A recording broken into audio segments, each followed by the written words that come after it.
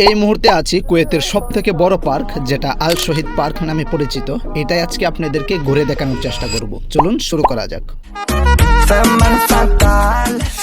আমি রওনা হয়েছি পার্কের উদ্দেশ্যে। আমার সাথে আছে রামিম ভাই। দীর্ঘদিন পর ভাইয়ের সাথে আমার সাক্ষাৎ। ফাইনালি আমরা চলে এসেছি পার্কের সামনে। প্রথমে আমরা গাড়ি পার্কিং করব, তারপর যাব পার্কের ভিতরে।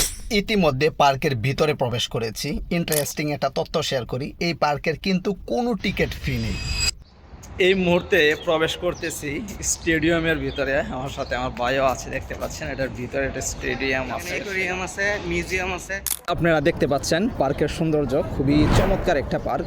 এখানে কুয়েতি, আজনবী, বিভিন্ন দেশের মানুষ কিন্তু এখানে ঘোরার জন্য আসে। এটা কুয়েতের সবথেকে বড় একটা পার্ক এবং খুবই চমৎকার ন্যাচারাল একটা পার্ক। মরুভূমির দেশে এরকম ন্যাচারাল জায়গা পাওয়াও কিন্তু ভাগ্যের বিষয়, কিন্তু এটা ওরা তৈরি করে রেখেছে, খুবই নিট অ্যান্ড ক্লিন। এই জায়গাটা দেখেন, এই জায়গাটা কতটুকু সুন্দর।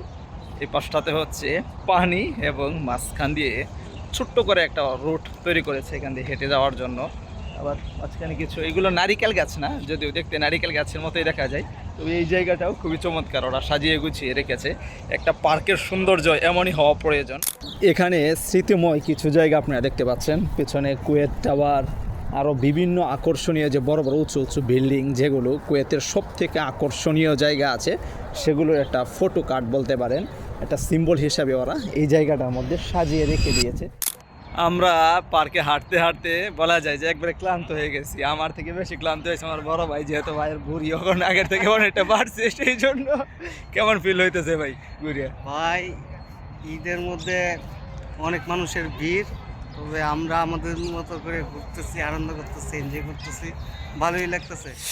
এই মুহূর্তে পার্কের ভিতরের একটা জায়গার মধ্যে বসে আছি। এটার আয়তন বলতে পারেন অনেক বড়।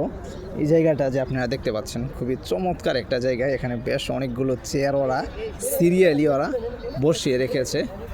দেখতেই পাচ্ছেন এই জায়গার সৌন্দর্যটা আপনাদেরকেও দেখানোর ট্রাই করতেছি। একটা পার্ক যে এত সুন্দর করে সাজানো গোছানো হতে পারে, সেটা এখানে না আসলে হয়তো উপভোগ করা কঠিন হতো। যারা কুয়েতে অবস্থানরত আছেন তারা চাইলে এই জায়গাগুলো ঘুরে দেখতে পারেন।